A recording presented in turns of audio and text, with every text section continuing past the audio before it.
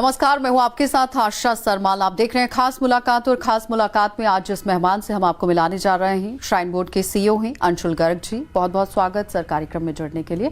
आज सबसे पहले हम बात करेंगे कि श्राइन बोर्ड किस तरह से माता वैष्णो देवी के श्रद्धालुओं के लिए जो उम्दा कदम उठा रही है वो क्या कुछ है और किस तरह से स्कीम्स वो लेकर आई है। वंदे भारत जिस तरह से कटरा के अंदर पहुंच रही है, क्या कुछ सौगात रहेगी श्रद्धालुओं के लिए, इसी पर चर्चा करेंगे। लेकिन आपको सबसे पहले ये बताते चले कि 94 लाख का आंकड़ा एक साल में, इस साल में पूरा होता नजर आ रहा है।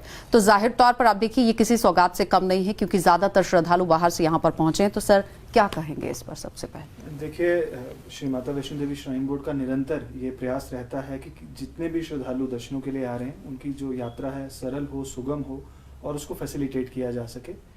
पिछले 1-1.5 साल में कई सारे इंफ्रास्ट्रक्चर प्रोजेक्ट्स बोर्ड के द्वारा शुरू किए गए हैं, जिसके अंदर सबसे जो प्रमुख है हमारा दुर्गा भवन, जिसका उद्घाटन इस साल मार्च में हुआ और यात्रियों को समर्पित किया गया। और तब से लेकर हर रोज तकरीबन 3-3.5 हज़ार श्रद्धालु मुफ्त में जो है भवन पर रुक पा रहे हैं। साथ ही साथ भोजन की व्यवस्था की गई है। तृप्ति भोजनालय एक नए स्वरूप में यात्रियों को सौंपा गया है। पिछली नवरात्रि की बात करें तो भैरव में एक नया लंगर जो है जिसकी शुरुआत की गई है और तकरीबन 4.5-5 हज़ार श्रद्धालु उसका फायदा ले सक रहे हैं। इसी तरीके से आने वाले समय में भी, चाहे वो क्राउड कंट्रोल की बात हो, चाहे वो अकोमोडेशंस की बात हो, विभिन्न प्रोजेक्ट्स के ऊपर बोर्ड काम कर रहा है। और नए साल का जैसे आपने जिक्र किया कि क्राउड काफ़ी बढ़ता है और इस साल यात्रा का आंकड़ा भी तकरीबन 10 साल के जो रिकॉर्ड को ब्रेक कर रहा है और तकरीबन 95 लाख के आसपास हम पहुंचेंगे। तो RFID जो हमारे रजिस्ट्रेशन काउंटर्स हैं उनकी संख्या में इजाफा किया जा रहा है। पिछली बार सुनने को ये आया था कि जो RFID दी गई थी उसमें लोगों को काफी परेशानियां हुई थी, आधार कार्ड लेकर खुद जाना पड़ रहा था। क्या इस बार कुछ ऐसा होगा कि फैमिली को कोई एक शख्स जा सकता है और बाकी वालों को कार्ड जो है वो मिल सकता है? देखिए, RFID कार्ड ना केवल यात्रा रजिस्ट्रेशन कार्ड है बल्कि सिक्योरिटी एजेंसीज के लिए एक वेरिफिकेशन कार्ड भी है। इसलिए जितने भी यात्री श्रद्धालु जो सफर करते हैं उनके लिए एक फोटो ID प्रूफ के तरह RFID कार्ड काम करता है और इसके लिए इंडिविजुअल रजिस्ट्रेशन जो है वो मैंडेटरी है। यात्रियों को कतार में ना लगना पड़े और समय कम से कम लगे, इसके लिए काउंटर्स की संख्या को बढ़ाया गया है। जैसा कि जब हमने शुरुआत की थी इसकी तो तकरीबन 24 से 25 काउंटर्स थे।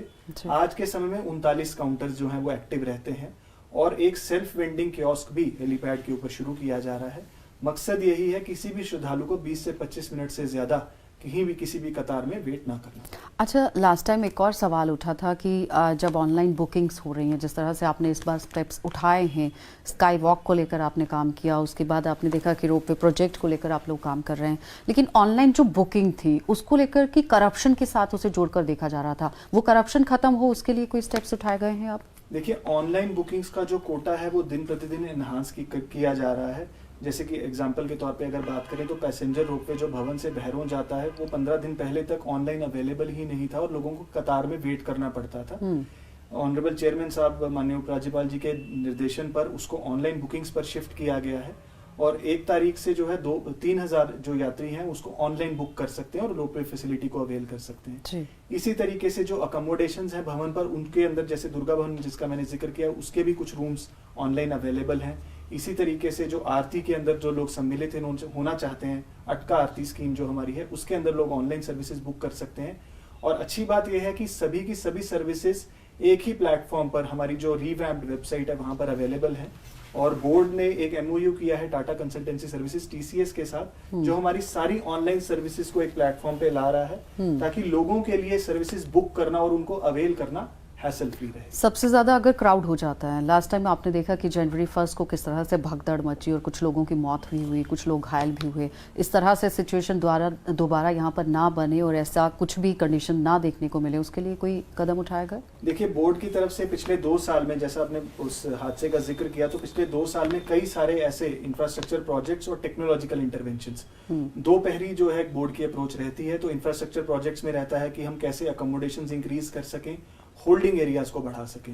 तो दुर्गा भवन जैसा मैंने जिसका जिक्र किया, तकरीबन 5000 लोगों को हम किसी समय पर होल्ड कर सकते हैं अगर हमें लगता है कि भवन पर भीड़ ज्यादा है। इसी तरीके से पार्वती भवन जिसका उद्घाटन हाल ही में माननीय राष्ट्रपति जी ने किया, वहां पर भी 1000 लोगों की होल्डिंग कैपेसिटी बनाई गई है। इसी तरीके से मनोकामना की छत पर भी एडिशनल होल्डिंग एरियाज हैं। इसके अलावा हमारी RFID based crowd control technology है जो हमें रियल टाइम बेसिस पर बताती है कि किस एरिया में इस वक्त कितना क्राउड है और कितना क्राउड उस एरिया में अलाउड है। उस बेसिस के ऊपर हम अपने इवैक्यूएशन प्रोटोकॉल्स को एक्टिवेट करते हैं। ठीक है। Indian railway catering and tourism corporation जो कि IRCTC लगातार काम कर रहा था कि होटल्स के अंदर आपको फैसिलिटीज़ दी जाएंगी, 1700 रुपये का आपको एक पैकेज दिया जाएगा जिसमें आप रह सकते हैं, AC रूम का आप पूरा लुत्फ ले सकते हैं। उसको लेकर श्राइन बोर्ड की तरफ से कोई चेक लगाया गया है कि कोई धांधली ना हो श्रद्धालुओं के साथ? देखिए, IRCTC के जो भी पैकेजेस हैं वो कटरा के होटल्स में अवेलेबल हैं, बोर्ड की फैसिलिटीज में अवेलेबल नहीं है। बोर्ड की सारी फैसिलिटीज जितनी भी हैं, चाहे वो जम्मू में हो, चाहे वो कटरा में हो, चाहे वो भवन पर हो, वो एक्सक्लूसिवली बोर्ड की वेबसाइट पर ही अवेलेबल है, maavaishnodevi.org। और हमारी सारी यात्रियों से कंटिन्यूसली यही अपील रहती है कि बोर्ड की कोई भी फैसिलिटी हमारी ऑफिशियल वेबसाइट के अलावा किसी और सर्विस, किसी और एजेंसी से बुक ना करवाएं। लेकिन नवरात्रों को लेकर अगर हम बात करें, लास्ट टाइम जब नवरात्रा हुआ काफ़ी भीड़ देखी गई, और इस बार भी जब नवरात्रा आते हैं नए साल के बाद, जब चैत्र नवरात्रा शुरू होंगे, उसके लिए क्या कुछ तैयारियां की गई हैं? क्या सोचा है कि किस तरह से इस बार नया कुछ होगा? देखिए, क्राउड कंट्रोल की अगर आप बात करें तो जैसे मैंने RFID का जिक्र किया, ऐसे ही CCTV की संख्या को एनहांस किया जा रहा है, कंट्रोल रूम्स बनाए जा रहे हैं, क्योंकि लगातार हम यात्रा का आंकड़ा देखें तो पिछले 3 साल से बढ़ रहा है। पिछले साल कुछ 91,25,000 श्रद्धालु दर्शनों के लिए आए थे, इस साल हम 95 लाख के करीब पहुंच रहे हैं। और हमारी कोशिश भी यही है, प्रयास भी यही है कि अगले साल अगर और यात्री मां वैष्णो देवी के दर्शनों के लिए आते हैं तो उनकी यात्रा सफल और सुगम रहे। तो कंटिन्यूअसली इंफ्रास्ट्रक्चर अपग्रेडेशंस का काम चलता रहता है। प्राचीन गुफा जो थी उसमें डिजिटल दर्शन को लेकर बात हुई थी, वो काम कहाँ तक पहुंचा? देखिए, प्राचीन गुफा का वर्चुअल दर्शन जिसको हम कहते हैं, वो मेटावर्स के जरिए हमने एक PPP मोड में शुरू किया है प्रोजेक्ट, और हमारी 5 लोकेशंस पर वो फैसिलिटी अवेलेबल है और इस नवरात्रि में उसका शुभारंभ हुआ था। तो कटरा से लेकर भवन तक जहां जहां पर भी हमारे होल्डिंग एरियाज हैं, वहां पर यात्री डिजिटल पेमेंट के जरिए उस फैसिलिटी का आनंद ले सकते हैं। पिलग्रिम टूरिज्म के लिए लगातार जम्मू डिवीजन को जाना जाता है, क्योंकि जम्मू मंदिरों का शहर है और कटरा एक ऐसा हब है जहां से रेवेन्यू जनरेशन भी होती है और ज्यादातर श्रद्धालु भी पहुंचते हैं। तो उसको लेकर क्या कदम उठाए गए? देखिए, पिलग्रिमेज टूरिज्म कि ज्यादा से ज्यादा बढ़े। देखिए, पिलग्रिमेज टूरिज्म जैसा हम समझते हैं, क्योंकि जम्मू, आपने सही फरमाया, मंदिरों का शहर है और मां वैष्णो देवी के दर्शनों के लिए हर माध्यम से लोग पहुंचते हैं, चाहे वो ट्रेन का माध्यम हो, चाहे वो नया आने वाला दिल्ली कटरा एक्सप्रेस हो, जिससे भी हम उम्मीद करते हैं कि संख्या बढ़ेगी। उसके लिए बोर्ड की तरफ से हमेशा कोशिशें रहती हैं कि हम ज्यादा से ज्यादा ऑनलाइन सर्विसेज पर कैसे जा सकें, ताकि उनको पहले ही प्री बुक्ड फैसिलिटीज अवेलेबल हों।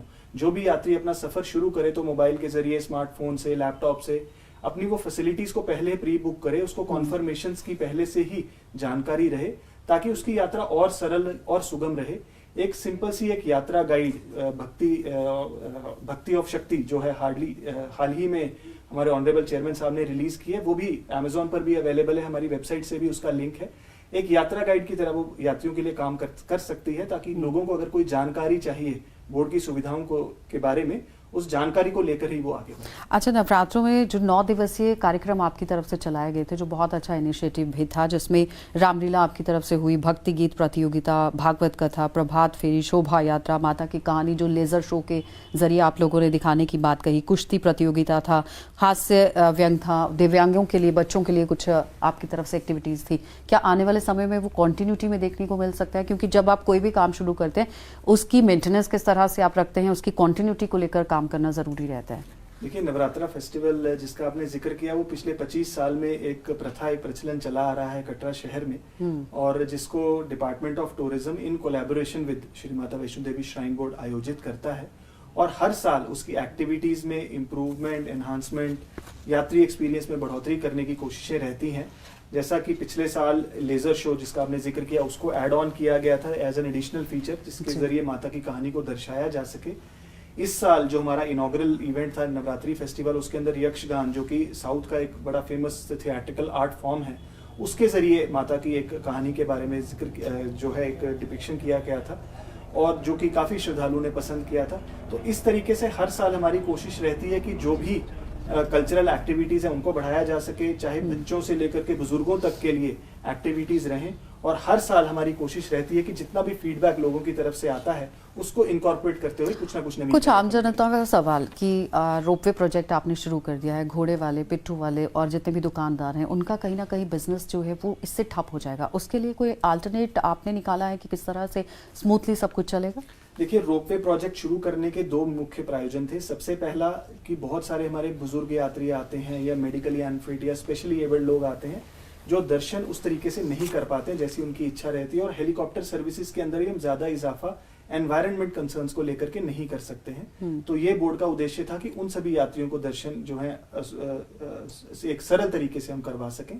दूसरा कारण, ऑनरेबल सुप्रीम कोर्ट की सेंट्रली एम्पावर्ड कमेटी की एक मुख्य रिकमेंडेशन है कि हमें क्लीनर और सेफर मोड्स ऑफ ट्रांसपोर्ट पे आगे बढ़ने की जरूरत है और रोपवे का विचार बोर्ड को करना चाहिए, जिसके लिए रोपवे प्रोजेक्ट को शुरू करने की बोर्ड की एक कोशिश है।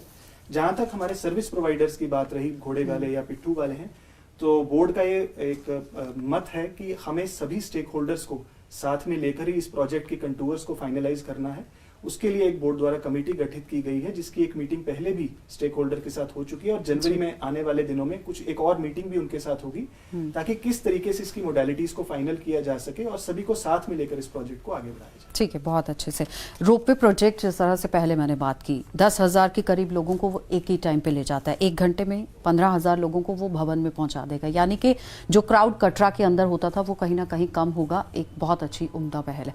लेकिन इस बीच में जो लोगों को समस्याएं हैं, जनवरी महीने में मीटिंग के बाद कुछ लगता है कि उनके हक को लेकर कोई बात सामने आएगी, कुछ उनके लिए वे आउट निकालने की कोशिश होगी उसमें? देखिए, कमेटी का यही मकसद है कि इनके जो भी कंसर्न्स हैं, क्योंकि जो यात्रा का हम आंकड़े की बात करें तो 25 से 30,000 एवरेज यात्रा फिगर एक किसी भी अमूमन दिन पर जाती है और रोपवे की मैक्सिमम कैपेसिटी 10,000 के आसपास एक दिन की होगी। मतलब एक पीक दिन पे भी अगर हम बात करें तो 10,000 से ज्यादा यात्री रोपवे का जो फायदा नहीं ले सकते हैं। बाकी 20 से 25,000 लोगों को उसी ट्रेडिशनल ट्रैक से ही आगे जाना है। दूसरी बात, कुछ स्पेशल कैटेगरीज हैं जिनके लिए रोपवे की फैसिलिटी है जो बनाई जा रही है, प्लान की गई है। वो कौन सी कैटेगरीज हैं? वो कैटेगरीज हैं हमारे सीनियर सिटीजन्स, हमारे मेडिकली अनफिट कुछ जैसे लोग रहते हैं और कुछ स्पेशली एबल्ड जो लोग रहते हैं, उनके लिए रोपवे एज अ प्रायोरिटी जो है प्लान किया गया है। साथ ही साथ ऐसा हमारा एरिया है सांजी छत भवन का जहां पर मटेरियल पहुंचाने में बोर्ड को दिक्कत आती है, तो ये रोपवे मटेरियल रोपवे की तरह भी काम करेगा। तो इसका डुअल पर्पस है, ना सिर्फ ये यात्रियों के लिए बट बोर्ड के सामान पहुंचाने और जिन दिव्यांगों के लिए, हैंडीकैप लोगों के लिए, बुजुर्गों के लिए ये आप लोग शुरू कर रहे हैं, क्या उन्हें कोई रियायत दी जाएगी किराए में या किस तरह से बेनिफिट रहेगा और कैसे ले सकते हैं वो बेनिफिट? रोपवे के जो प्राइसेस हैं वो बहुत ही नॉमिनल रहेंगे। अगर हम हेलीकॉप्टर के किरायों की बात करें तो उससे काफी कम रोपवे का किराया, हम ऐसा अनुमान लगाते हैं कि ऐसा रहेगा। ऑल्दो फाइनलाइजेशन अभी आने वाले कुछ दिनों में होगी।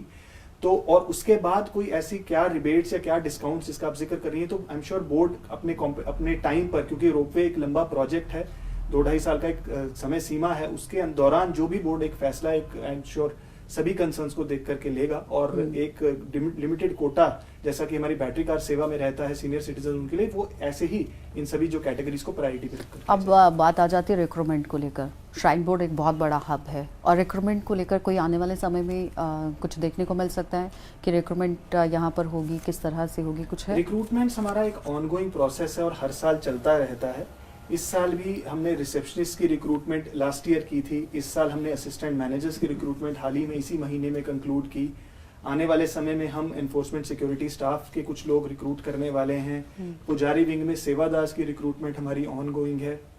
तो ये डिपेंडिंग अपॉन हमारी रिक्वायरमेंट, हमारी वैकेंसी पोजीशन और जो नई एस्टैब्लिशमेंट्स बोर्ड स्थापित कर रहा है, उन सभी के रिक्वायरमेंट्स को देखते हुए हमारा एक ऑनगोइंग प्रोसेस है। श्राइन बोर्ड क्या गाइड को लेकर विश्वास रखता है कि एक कटरा के अंदर गाइड भी होने चाहिए जो बताएं श्रद्धालुओं को कि यहाँ पर वैष्णो देवी के अलावा और भी बहुत से ऐसे स्थल हैं, शिव खौड़ी है, आप मानसर चले जाइए, सरोईसर चले जाइए, आप पत्नी टॉप चले जाइए, कुछ ऐसा प्रावधान आने वाले समय में? देखिए, टूरिज्म डिपार्टमेंट की तरफ से एक फुल फ्लेज्ड ऑफिस फंक्शनल है, यहाँ पे टूरिज्म रिसेप्शन सेंटर भी है, जिनके जरिए ये सारी जानकारी आसपास के पर्यटक स्थलों के बारे में, धार्मिक स्थलों के बारे में यात्रियों को दी जाती है।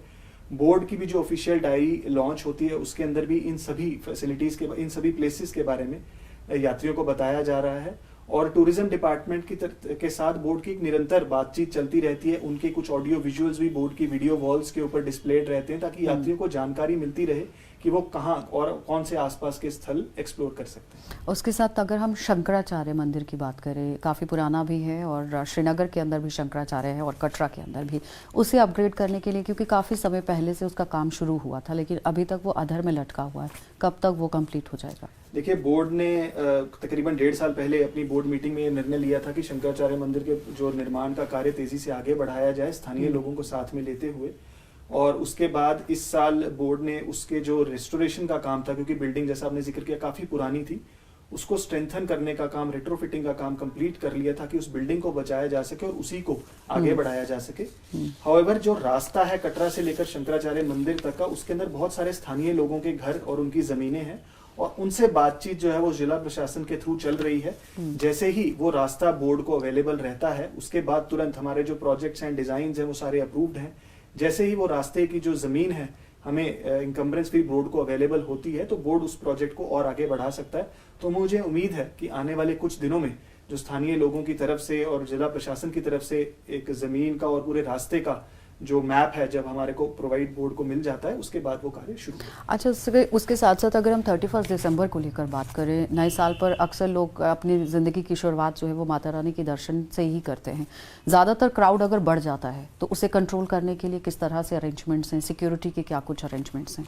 देखिए, सबसे पहले तो कि बोर्ड यात्रा ट्रैक के ऊपर carrying capacity 50,000 per day honourable national green tribunal ने फिक्स की हुई है और 50,000 से ज्यादा यात्री कभी भी मां वैष्णो देवी के दर्शनों के लिए एक दिन में उससे ज्यादा यात्री नहीं जा सकते हैं। उसको रेगुलेट करने के लिए कटरा में ही हमारे यात्रा रजिस्ट्रेशन काउंटर्स हैं और जैसे ही ये आंकड़े को हर आवरली बेसिस पर मॉनिटर किया जाता है उसी हिसाब से रिलीज किया जाता है और RFID हमें एनेबल करता है कि हम हर किसी समय पर किस जोन में कितने यात्री हैं रियल टाइम बेसिस पर देख सकते हैं और उसके बेसिस पर ही यात्रा को भवन की तरफ प्रस्थान करने दिया जाता है। सिक्योरिटी की आपने बात की तो हमारी जो 3 tyre security grid in place रहती है और वो लगातार CCTV के जरिए भी और हेड काउंट कैमरास के जरिए यात्रा की संख्या को भी मॉनिटर करते हैं और जोन के अंदर भी यात्रा की संख्या को मॉनिटर करते हैं और जब भी हमें लगता है कि यात्रा संख्या उस कैरिंग कैपेसिटी के पास पहुंच रही है तो इवैक्यूएशन प्रोटोकॉल एक्टिवेट करके यात्रा को कटरा की तरफ। वंदे भारत जब कटरा पहुंचता है तो जाहिर तौर पर बहुत ज़्यादा क्राउड रहेगा और शॉर्ट टर्म में लोग पहुंचेंगे क्योंकि ज़्यादा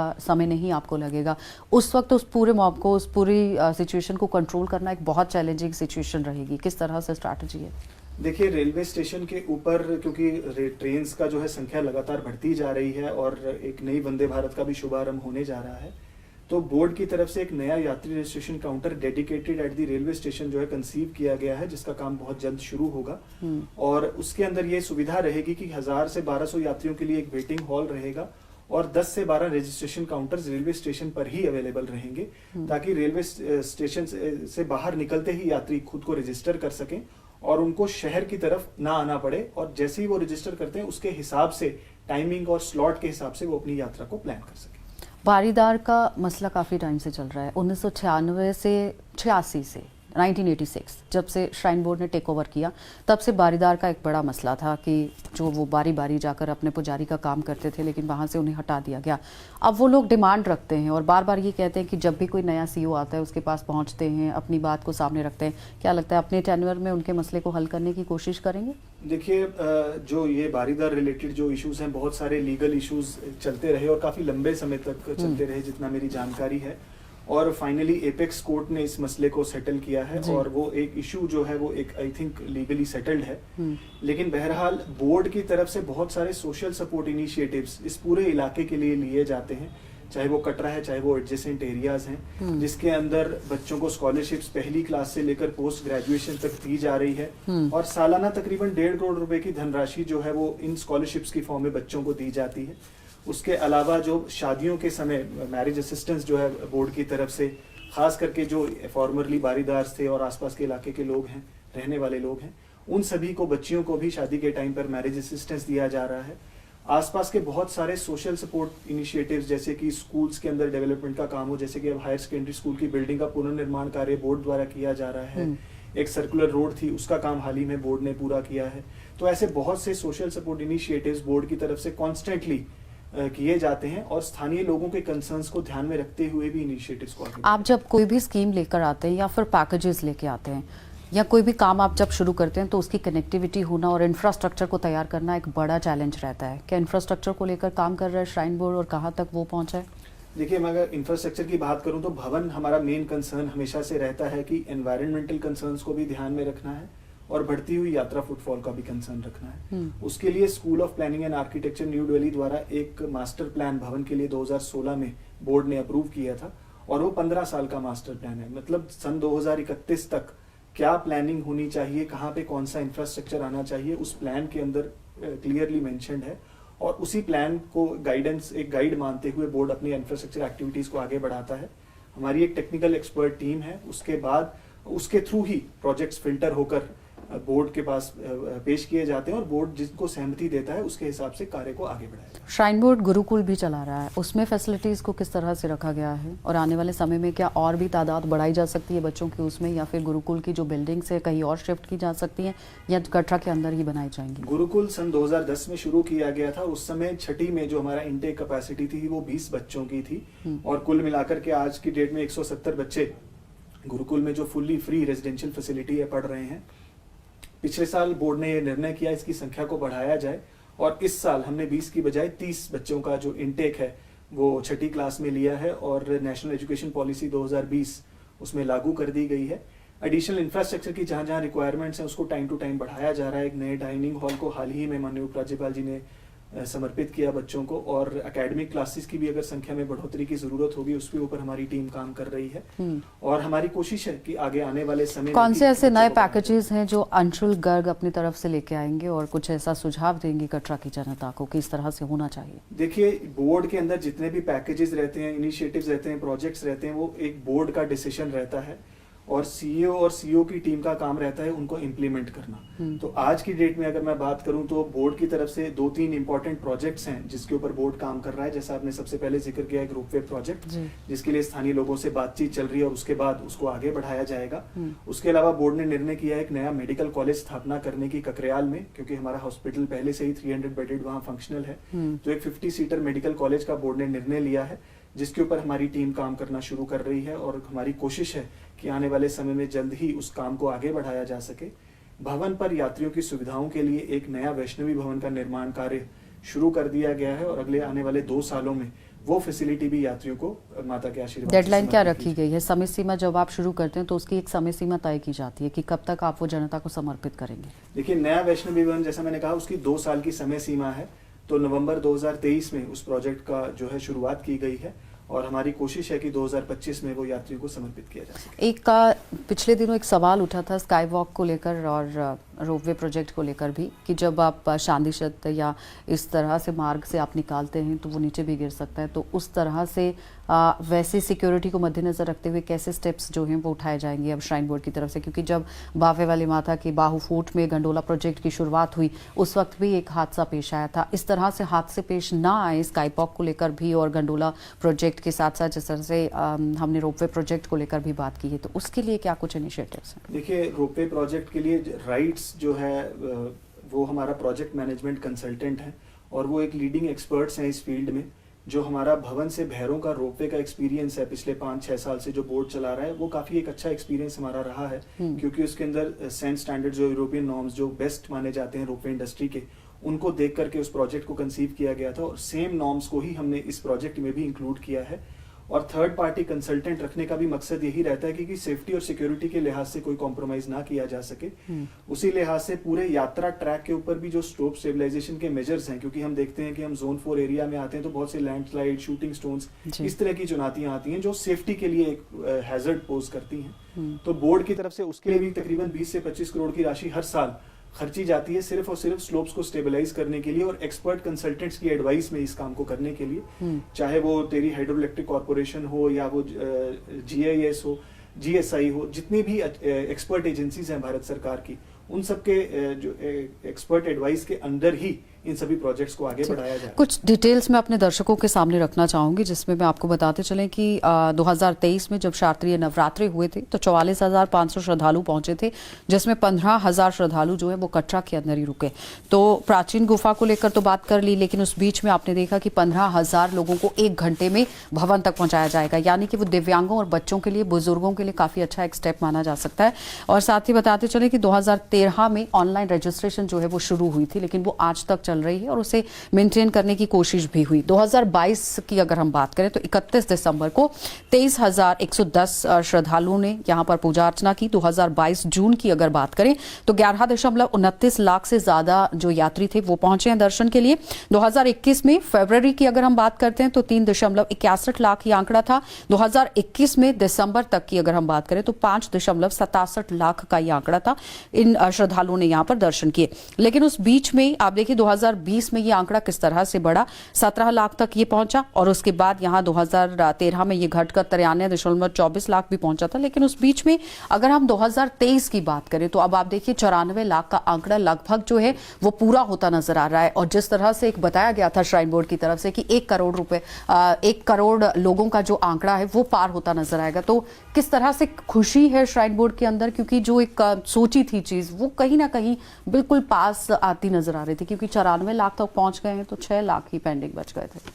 देखिए हम कटरा में हम सभी लोग ये मानते हैं कि माता वैष्णो देवी का ये आशीर्वाद है कि यात्रा की संख्या में पिछले 2-3 सालों से लगातार इजाफा देखने को मिल रहा है और हम जो लोगों की आकांक्षाएं हैं, अपेक्षाएं हैं, उनको फुलफिल करने में कहीं ना कहीं कामयाब हो रहे हैं और उनको एनकरेज कर पा रहे हैं कि ये यात्रा सरल है, सुगम है और हमने बनाने का वो प्रयास भी किया है ताकि वो एक अच्छा अनुभव लेकर के ही वापस लौटें और अगले साल फिर या हर साल कई आने वाले श्रद्धालु हैं उनकी संख्या में भी इजाफा में बढ़ोतरी हो रही है। और जो ट्रेन्स का सिलसिला शुरू हुआ है, दिल्ली से डायरेक्ट काफी सारी ट्रेन्स कटरा में पहुंच रही हैं, उससे भी उनकी यात्रा को काफी मदद मिली है और हमारी कोशिश रहेगी कि आगे आने वाले सालों में भी सभी स्टेक होल्डर्स के साथ मिलते हुए हम यात्रियों को बेस्ट से बेस्ट सुविधाएं प्रदान कर सकते हैं। आने वाले समय में कुछ ऐसे स्टेप्स देखने को मिल सकते हैं कि कारोबारियों का कारोबार भी खत्म ना हो, वो भी स्मूथली चलता रहे और श्रद्धालु भी चलते रहें, और एक अच्छा सा संदेश दे दीजिए जल्दी से, क्योंकि अब नए साल की शुरुआत है तो किस तरह से लोगों के लिए एक बड़ी पहल यहाँ पर रहेगी।